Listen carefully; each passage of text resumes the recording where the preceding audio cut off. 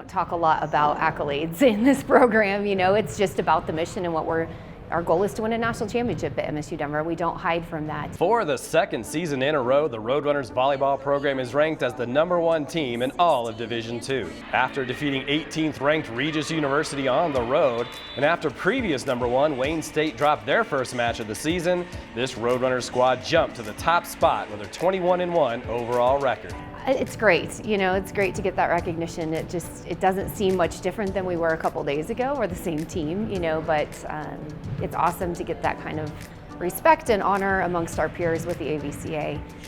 It's awesome for our school. I think it just brings a spotlight to MSU Denver and what a great institution this is and a great place to play volleyball. With the tradition of our program over so many years, we want the world to know that this is a great place for volleyball. I mean, it was super exciting, honestly, for our university and our program in general in a recruiting aspect, but I think it's really cool. A theme we've been having this year is legacy. So our alums that have worn our jersey before us, they are helping writing our story today. So it's pretty cool to see the history behind that. If it wasn't for them and everything they've done in the past, we wouldn't be where we are at today. It is the second time the volleyball program has reached #1 status after spending 5 weeks there to finish out the 2021 season.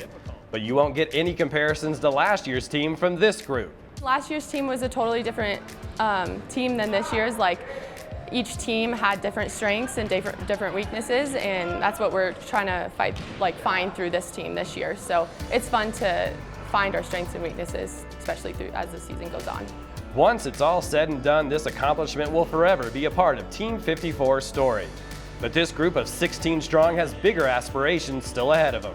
It was yeah, we're #1. It's cool to be in that spot, but we want to be #1 at the end of the day. So at the end of the season. So that's why we're taking each game as it goes, and we have this thing called Road to the Natty, and on that road is each game that starts in conference. So Western, that's our next game. That's going to help us get to the Natty. So we're just taking each game day by day, and that's what's going to help us accomplish that at the end of the day.